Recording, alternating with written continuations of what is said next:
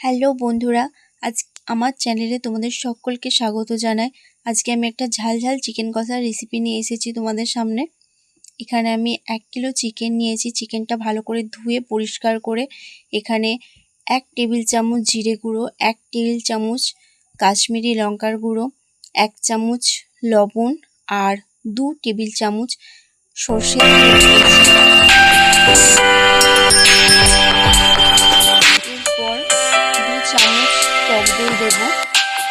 দেওয়ার পর চিকেনটা ভালো করে মিশিয়ে নেব। মশলাগুলোকে ভালো করে ভেতর পর্যন্ত মিশিয়ে নেব। মিশিয়ে নেওয়ার পর আমার এই ঘরোয়া পদ্ধতিতে একটি মশলা আছে সিক্রেট, যেটা আমরা রান্নায় ব্যবহার করি, যেখানে হচ্ছে দারচিনি, এলাচ, লবঙ্গ, জায়ফল, জয়িত্রী হালকা কড়াই নেড়ে গুঁড়ো করা আছে। তো সেটা মাখিয়ে ম্যারিনেট করে রেখেছি। এবার এটাকে 1 ঘন্টার জন্য ফ্রিজে রেখে দেবো সেট হওয়ার জন্যে। তো মশলা লাগছে একটা টমেটো, 7-8টা কাঁচা লঙ্কা, 2টো রসুন লাগছে, অল্প একটু আদা, 3টে মিডিয়াম সাইজের পেঁয়াজ। এবার পেঁয়াজটাকে কেটে নেব। পেঁয়াজটা কাটছি, পেঁয়াজটা সরু সরু লম্বা লম্বা করে কেটে নেব।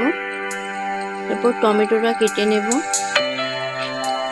টমেটোটাকে 4 টুকরো করে নেব।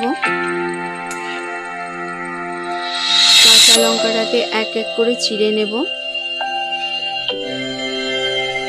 সব মশলাগুলো কাটা হয়ে গেছে। এরপর আদা, রসুন, শুকনো লঙ্কা, কাঁচা লঙ্কা সব দিয়ে একটা পেস্ট তৈরি করে নেব। আর এখানে 2টো বড় সাইজের আলু নিয়েছি। আলুটাকে কেটে নিয়েছি, কেটে ধুয়ে পরিষ্কার করে নিয়েছি। কড়াই চাপিয়ে দিয়েছি, কড়াই তেল দিয়ে দিলাম। তেলটা গরম হতে থাকবে। তেলটা গরম হয়ে গেছে। এবার আলুগুলোকে দিয়ে দেব। দেওয়ার পর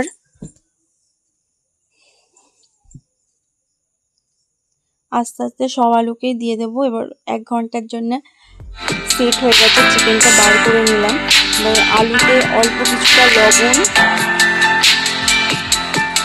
দিয়ে ভাজতে থাকবো। লাল লাল করে ভেজে নিয়েছি।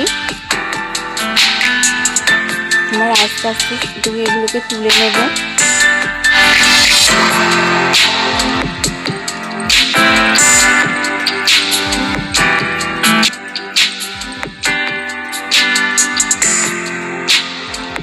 লবণ দিলে আলুর ভেতর পর্যন্ত নুনটা যাবে। আপনারা যখন আলুটা ভাজবেন লবণটা দেবেন একটু অল্প করে। আর ফোড়নে এখানে ব্যবহার করছি 2টো শুকনো লঙ্কা, দারচিনি, লবঙ্গ, এলাচ, গোটা জিরে, 2টো তেজপাতা ফোড়নে দিয়ে দিলাম। শুকনো লঙ্কাটা হালকা লাল লাল হয়ে এলে এবার যে পেঁয়াজ, টমেটো, কাঁচা লঙ্কাগুলো কেটে রেখেছিলাম সেগুলোকে এবার এক এক করে দিয়ে দেব। এই যেগুলো কেটে রেখেছিলাম এগুলোকে এবার এক এক করে দিয়ে দেব তেলের ওপর।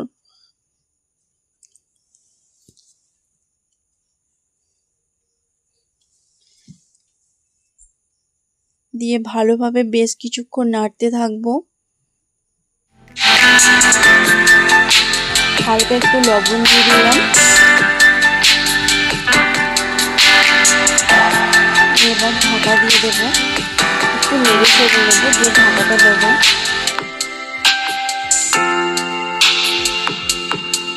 তাতে বন্ধুরা নরম হয়ে গেছে।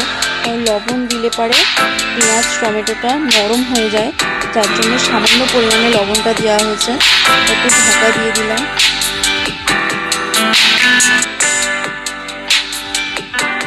একটু নেড়ে ছেড়ে নেব।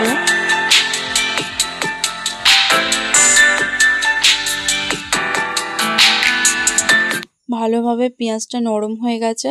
এবার যে ম্যারিনেট করা চিকেনটা ছিল ভালো মতো সেট হয়ে গেছে ফ্রিজে 1 ঘন্টা রাখার জন্য। এবার সেটাকে দিয়ে দেব। দিয়ে আস্তে আস্তে নাড়তে থাকবো। যেভাবে আস্তে আস্তে নাড়তে থাকবো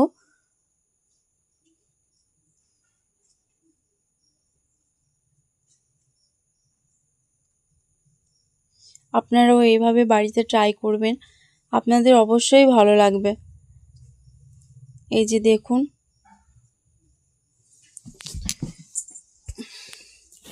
কতটা ভালোভাবে মিশে গেছে মশলাটা আস্তে আস্তে।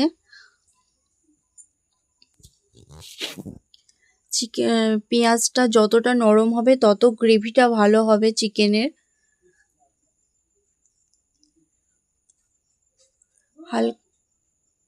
পর আদা রসুন শুকনো লঙ্কার যে পেস্টটা করেছিলাম সেটাকে দিয়ে দিলাম।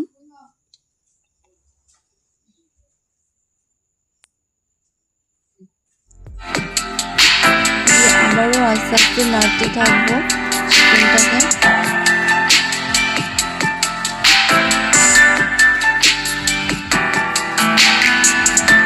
যতক্ষণ না আদার গন্ধটা যাচ্ছে ততক্ষণ পর্যন্ত চিকেনটাকে নাড়তে থাকবো। চিকেন যত বেশি কষবেন তত ভালো টেস্টটা হবে।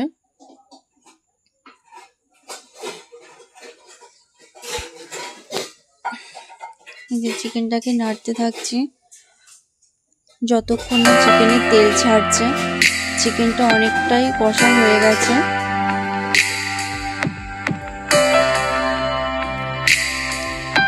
দেখেছেন কিভাবে পেঁয়াজটা নরম হয়ে গিয়ে সেদ্ধ হয়ে গিয়ে গ্রেভিটা হয়েছে। আমরা কিন্তু এখানে একটু জল অ্যাড করিনি এখনো পর্যন্ত। হলুদের গুঁড়ো দিয়ে দিলাম 2 চামচ মতো। আবারও এটাকে নাড়তে থাকবো।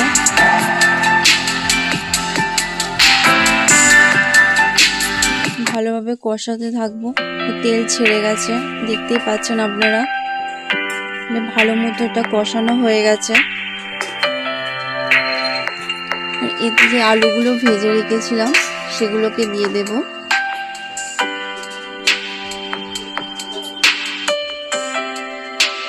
আলুগুলো আগে দিয়ে কষালে কি হয়, আলুগুলো নরম হয়ে গলে যায়, ফলে মাংসটা খেতে অতটা টেস্টফুল হয় না। তো কষানোর একটু পরেই আলুটা দিয়ে জল দিয়ে দেবেন। তো আলুটাও গোটা গোটা থাকবে, একটা থাকবে, খেতেও টেস্ট হবে। জল দিয়ে দিলাম। জল দেবার হালকা নেড়ে চেড়ে নেব। ঢাকা দিয়ে রাখবো।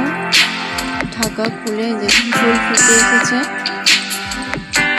একটু নেড়ে নেব, দেখবো আলুটা সেদ্ধ হয়ে গেছে কিনা।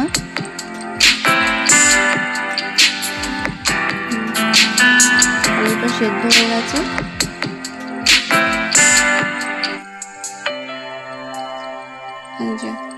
আমাদের ঝাল ঝাল চিকেন কষা রেডি।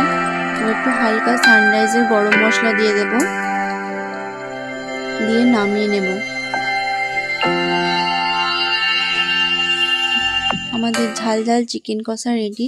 আপনারা গরম ভাত অথবা রুটির সাথে খাবেন, আপনাদের অবশ্যই ভালো লাগবে।